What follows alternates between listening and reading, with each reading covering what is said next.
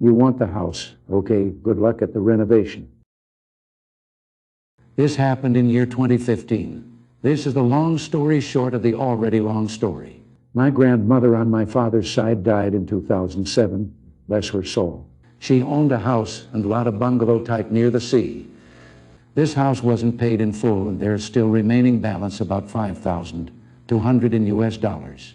This is already a big money for us, because my father is the only son. His older sisters agreed he should get the house. There was no will, but he should pay the remaining balance. We lived there and renovated the house. My father did almost 75% of the work. He added to bedroom ceiling, furnitures, and another bathroom, tiled the floors, kitchen sink, and septic tank. No drainage system on that location. Basically, we received the house in bare shape. We paid fully in 2015, but we didn't receive the title. There were so many excuses. 2016 comes, his nephew, a retired commander, visited my parents and told my father that he wants to add a second floor so he and his wife could live there also. My father didn't agree, and he called his older sister if they want that to happen. They just said that they don't want to get involved. His nephew showed him that he already had the title of the house. Don't know how he did that. Maybe he used his political background. I'm not sure. My father was furious. He called me and told me what happened. At the time I already bought a small patch of land for them when they want to retire. But I'm still saving enough money to build a house suitable for their needs. There were court battles that I will not include, but in the end his nephew won. But there was an agreement that he has to pay my father $7,400. He mailed us the contract that we should vacate the house after 6 months. And there was a specific item that our lawyer pointed out. And we should repaint the house, no specific color. They leave the house in original state. Guess what? We hired a construction team to demolish the bedroom, the bathroom, remove the ceiling, kitchen sink, tiled floor, also the septic tank. Leaving it in original state, we spent about $2,800 including the labor. The cherry on top, we painted the house with black inside and red outside with violet dots. It was a huge eyesore. I was bombarded with lots of calls and messages from my aunts and cousin, which I didn't reply. We went no contact after that. My parents now live in a beautiful farmhouse tending their small garden. They enjoy morning walks by the lake, just living a stress-free environment. They are planning to adopt a puppy next month. My grammar sucks, I know, sorry about that. Edit. Maybe you're wondering $5,000 is a small amount for money. I didn't include that the title was pawned to someone, not a family member. Edit 2. We got our money back because we have receipts proving we paid the remaining balance. Edit 3. I think this is late, but I think I had made errors in computing our currency into dollar. The judge ruled that besides the remaining balance that we had paid, we should also get paid with the renovation expense.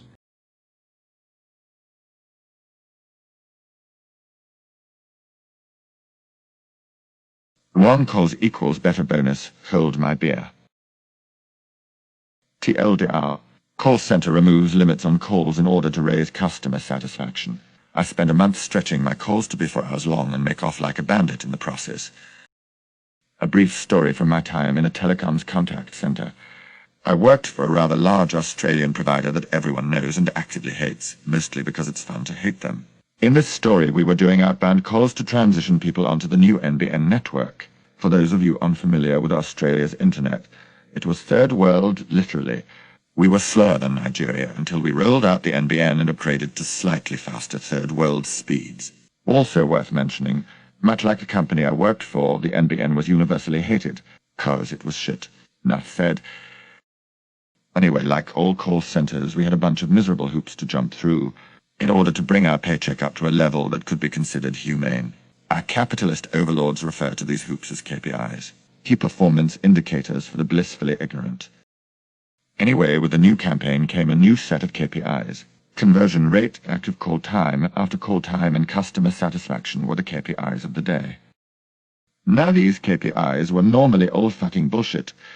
You needed to meet some fucking god-tier numbers in order to collect a half-decent paycheck.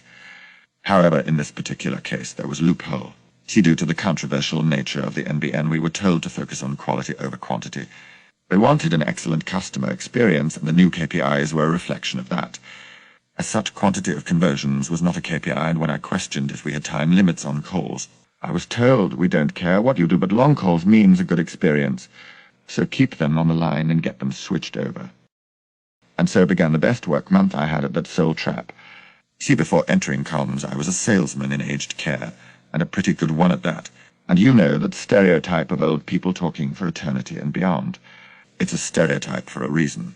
Each morning I would log in and volunteer for the aged clientele campaign, which was easy because they were normally the hardest people to convert, fearful of scams, technology, and such, so not many people wanted to do it.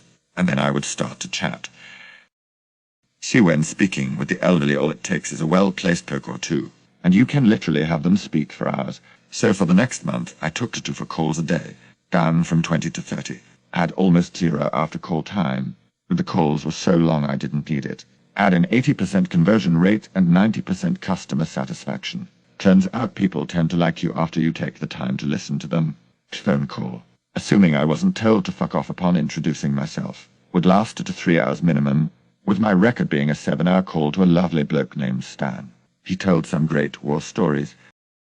I ended up doubling my normal paycheck, and my managers, while not being entirely happy with my nonsense, put up with it because at the end of the day, those were the rules and KPIs we were given. I got my paycheck, the oldies got a good chat, and my employer got to pay through the nose. Happy endings for all. I proceeded to hand in my resignation once KPIs went back to normal, which I, to this day, regard as one of the best decisions I ever made. Edit. Obligatory edit to thank you all for the awards. Much love. Edit. Obligatory edit number 2, so you all have showered me in more awards than I have received in my entire time on Reddit. Which honestly isn't saying much given I haven't been here too long, but hey, it's the thought that counts. Big preach all y'all.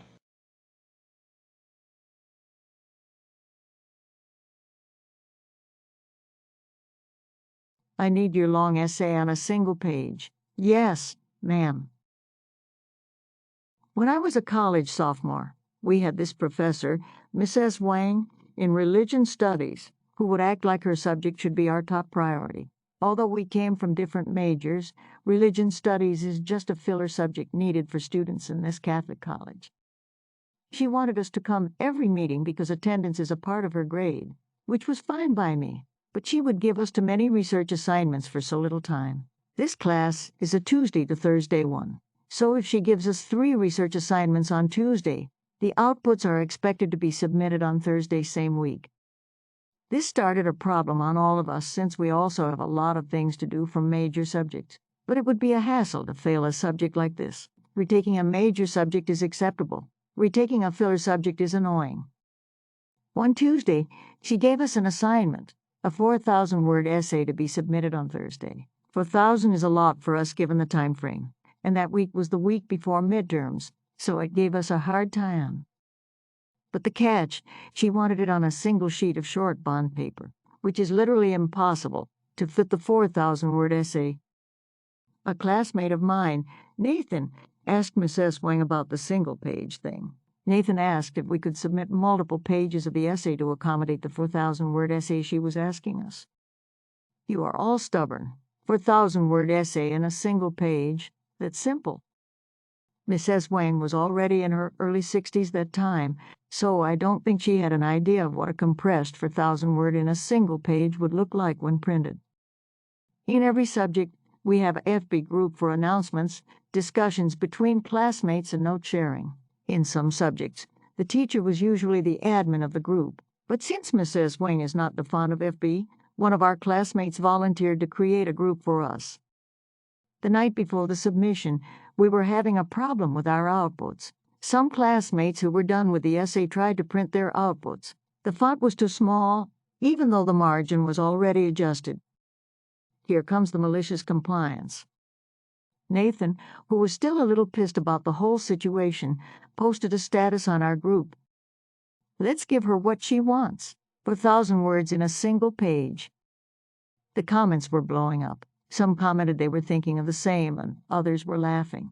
That time, the haha reaction button wasn't still a thing, so literal haha were filling up the comments. The next day, we were all excited about our plan. One by one, we placed our papers on her table. As she was scanning on some papers, She went ballistic. Are the words in these too small? Nathan raised his hand. Ma'am, you were clear about a 4,000-word essay on a single page. That's what it looks like. Mrs. Wang couldn't contain her anger. She realized she was wrong. Instead of apologizing, she just told us to reprint our outputs and submit them on Tuesday next week. We all agreed. TLDR, professor insists on a 4,000-word essay on a single sheet of paper. Students happily complied. Edit. To those who are curious about Mrs. Wang, here's a summary. Aside from giving multiple repetitive assignments every single week, Mrs. Wang was not the most pleasant professor. Her traditional outlook in life and style of teaching was. There was one time she saw my classmate who dyed her hair red, not totally red, but a natural-looking red, and commented that Satan likes to prey on people who color their hair. Another time she claimed that some religions are bogus and cults and they prey on the devil. And although she didn't really say it, I think she didn't like non-Catholics. She would emphasize undoing the sign of the cross every time cause it wards off the devil around. Favorite line of hers was when she was late during one of our sessions. Instead of apologizing, she just said better be late than never. But she would get annoyed if we were late. So, yeah, it felt like a celebration outsmarting her one time. Edit 2. Sorry about some of the wordings above. English is not my first language. Forgive me. What I meant is that she had questionable beliefs about religion in general, and she treated us more like high schoolers. Thank you for correcting me on that.